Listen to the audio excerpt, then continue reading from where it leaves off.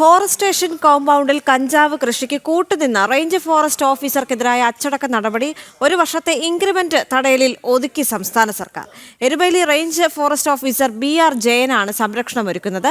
കുറ്റകൃത്യത്തെക്കുറിച്ച് അറിവുണ്ടായിട്ടും നടപടി സ്വീകരിക്കാനോ റിപ്പോർട്ട് ചെയ്യാനോ തയ്യാറായില്ല എന്നാണ് അന്വേഷണ റിപ്പോർട്ട്. ജനം എക്സ്ക്ലൂസീവ്.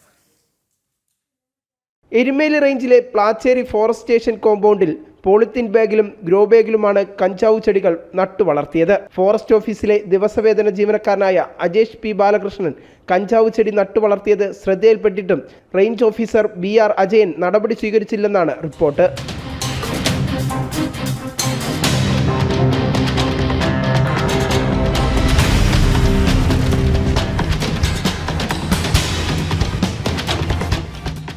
ദിവസവേതന ജീവനക്കാരനായ അജേഷിനെതിരെ നിയമ നടപടി സ്വീകരിക്കാതെ വ്യാജരേഖകൾ ഉണ്ടാക്കി പരാതി നൽകിയ ജീവനക്കാരനെ കേസിൽ കുടുക്കാനും റേഞ്ച് ഓഫീസർ ശ്രമിച്ചെന്നും റിപ്പോർട്ടിലുണ്ട്.